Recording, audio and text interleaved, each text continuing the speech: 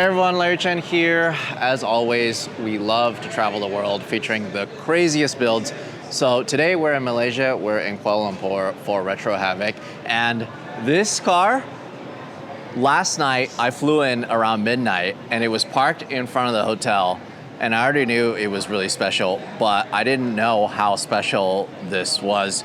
You drove all the way From Bangkok, and 1,500 kilometers. And this is a brand new build. Yeah. But this is a V12 swap. Toyota Century V12. 5 liter. Is this the first ever one? No, I think there's a few going on, but it's very difficult to finish because you need all the electrical from the car. But what we did was, from the dual throttle body, we make it into one, got a bigger throttle, and then manual swap as well. Yeah, because this engine was never meant for a manual transmission. No. It only came on the Century. Yeah. So what year Century is this out About of? 95. 95, 96. 5 liter V12. Four And then speed. what is the chassis? Chassis is a 79 Toyota Cressida RX 35. Why did you want to swap it into this chassis? I always wanted it Cressida for a long time, and this Wagon came up about 3 years ago, and then hey, let's do it. So then you're based in Bangkok? Yeah, in Bangkok, I have a few built, a few more in the making, a few already done. Did you have to buy a complete Century to take the motor out, or was it just No, a motor? actually, we imported the motor and all the accessory. I actually have two motor at home, just for spares and stuff. The other one is going to a Dodge truck, 71 Fargo, whatever, yeah. That's pretty cool. Okay, so then is it running like a standalone ECU Yeah, setup? it's got a Fueltech 550, so it's quite nice. Did some anti-lag. We did a quick tune, but the VVTi is kind of, the signal is not good, so we just come like this. It sounds so good though. Yeah. It just so weird to hear that kind of sound coming out of Exactly. this. It's not even that loud, but it not has a that good loud. sound to exactly. it.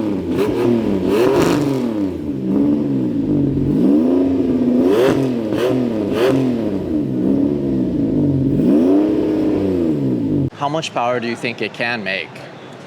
Right now it's about 274. I think it can push around to 300, right? With we need some work done to it. We're not gonna turbo it because it's already quite small, and the heating issue is a problem right now. So probably need a bigger radiator. Does it just hook up to the regular rear end, or what? Yeah, the rear end is do? from the Hilux, so that can handle 500-600 horsepower, right? We know that. So it's proven facts, and then we went with that. What else? What about the front subframe? Subframe is the S13, right? Because this car comes with steering box, and then when you have a V engine in it, it gets in the way. So we did a quick kind of bolt-on sort of, and then you get all the knuckle and everything from the S13, and you get the disc brake from Nissan, 2-pot, 4-pot, whatever. How did you know that would work? Is it something that you... I do some research. We try to, we did a few builds actually, and then this one looks to be close enough. The difficult part is finding the wheel to fit. It had a 4-pot before, it wouldn't fit, so we have to go with stay gear 2-pots. The gearbox as well. No complete bell housing. We need to do cut and paste. Kind of did it a couple of times actually just to get the right. So what gearbox is it out of? It's actually from a truck. It's a big box like W154, but it's called 155. So it's got a shorter tail shaft, that's it. What a cool car. I can't believe you drove this 1,500 kilometers. Yeah. No air conditioning? Air conditioning. Oh, you got air conditioning working? Of course. That's a necessity. Wait, is it the stock It's a stock air conditioning from the GZ, right? That is so neat. Yeah. I'm sorry, I assumed that you didn't get it working, but that is a necessity. Exactly. To drive in Southeast Asia. Of course. How did you know that it would clear the hood? Is that something that you guys mocked up, or? No, actually, in the beginning, we dropped the engine a little bit down, and then the crank was, too low, so we pop it back up, and I have to gut it the hood. Oh, just for that much more clearance. Yeah. Ah. And then this is an aftermarket hood, huh? Yeah, this is fiberglass. Oh, okay. Because if you use the stock intake, there's no way it would fit. No, it actually is about the same level. Actually, it's a bit higher here as well. Uh-huh. But wait, this is from a 3UR? Yeah, from the, it's a biggest one that Right. you can find. That's from the Tundra, right? That's like the Tundra. It's that 4.6 4.6 liter or whatever. Right, okay. That's the biggest throttle body you could figure out. Yeah, at that moment. And then, you know, we have custom made here and this one as well. So it used to be two throttle body here. Right. Because this originally it run two ECU. Is it the stock headers, exhaust Yeah, manifold, or my modified? stock. Yeah, it just we did the at the end just a little bit just to make it, you know, go inside. Aftermarket seats. Yeah. What do you have in here? You have like so much stuff. Yeah, this is why it's a part hauler, you know. This for Ali, the S30 nose, the long nose for the 240. Oh, Geno's. Yeah, the Genos, exactly. So I bought him the whole set. That's why all this are in here. This one is totally stock, just the seat and this console from a Honda's. Like I say, you know, we're rushing here, so I just quick kind of carpet. So it drives pretty nice with the V12. Oh yeah, yeah. Did you get to drive this as a stock car? Yeah, it's got a 3 on the 3 18R. It's very slow.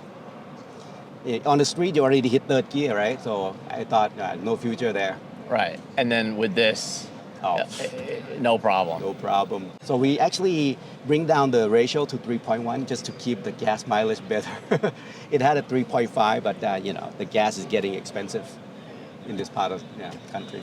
That is, it's just a swap that I haven't seen yet. I think it's so cool. Who did you come with? Did you just I come with this guy here. Okay, so Another both of you Cressida. guys, this one's V8 swapped. Yeah. Can you tell me a little bit about this one? This one is the 1UZ FE from 92, 93 Lexus. It had a ITB before, and then it's difficult to tune, so they went with one single big throttle body. Is this a pretty popular swap in Thailand? It's the LS of the East. Yeah. You know what I mean? Right. We have a few. Actually, we got together. We get to know each other from this V8. You know, the V8 family. So when people see you two on the street rolling together, Well, people don't really know what's going on. They have no idea. We try to keep it like a sleeper look. This is not really a sleeper, is it? No, not this one. Not this one. Look at this livery. Plus, you have like the police lights or whatever lights on here. Do these work? Yeah, it does. That is really, really cool. So we roll like this, sort of. You know, it's not legal, but yeah. Let's check it out. yeah. Oh, the interior on this that is so cool. Got from Yo one from Japan. That is awesome. Should be the real one, the real from police car. That is super cool. The interior on this is so clean. Amazing. I love it. Also air conditioned. Also air conditioned. It's a necessity. Yeah. How much does it dyno at? About 250, right? Dyno. That's very good. Yeah, for this chassis, it's incredible. Oh, it's enough. Yeah, It's enough. it's more than enough. Weight balance, front wheel, back, 50-50. Because Awesome. the engine went so far back, you know, that's a good for handling. So did anything break on any of these cars on the way here? No, it's just a gas cap, you know, spill some fuel, that's it. Toyota reliability. Exactly, hard Yeah. to kill. That's Yeah. great.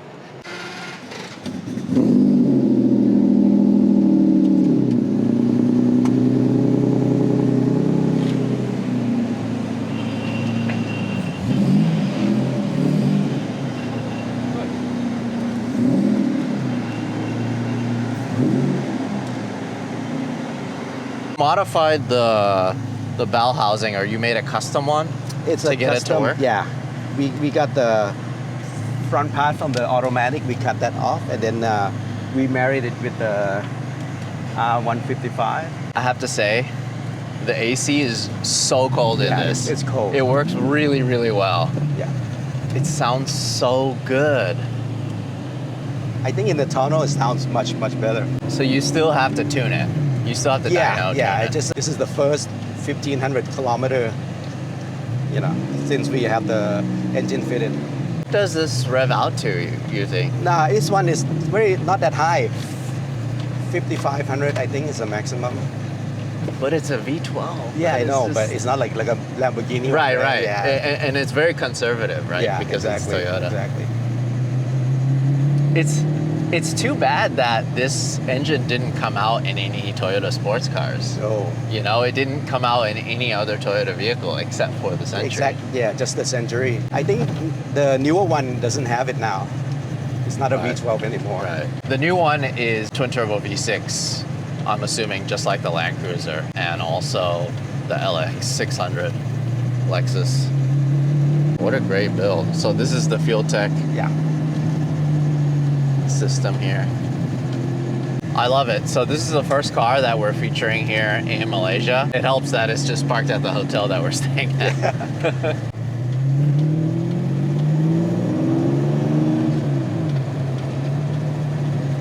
Very smooth. Yeah, it's a Toyota smoothness. If you didn't tell me that what kind of motor is in here, I wouldn't have known. Ah, It's very quiet. yeah, it's a traditional Toyota, the V, they're quite smooth from the UZ to the UR, whatever, it's quite smooth. From the inside, it's not loud at all, like not even a little bit. But from the outside, when you're revving the V12, the intake sound from the front is really nice. It's very pleasant.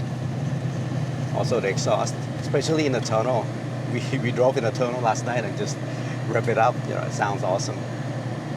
And then in terms of suspension, brakes, other things, did you update any of that stuff? The front, got a JIC coilover.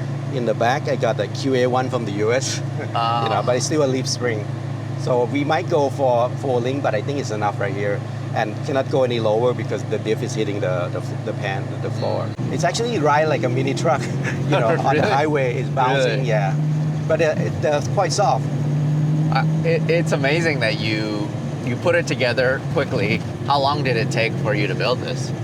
I think, it's been in the back burner, so it take about 2 years because we ran into some issue, and then, I have other ongoing project as well. Right, and then you put this together assuming that it would make a 1,500 kilometer journey. Thank you so much for showing it to us. Thanks, sir. It's just so cool to see these two together. Yeah.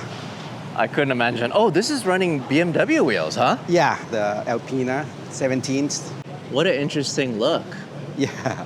Actually, he's a big BMW guy. He's got an E30 with the wide body. V8 as well, 3UZ. This is the coolest part about this build.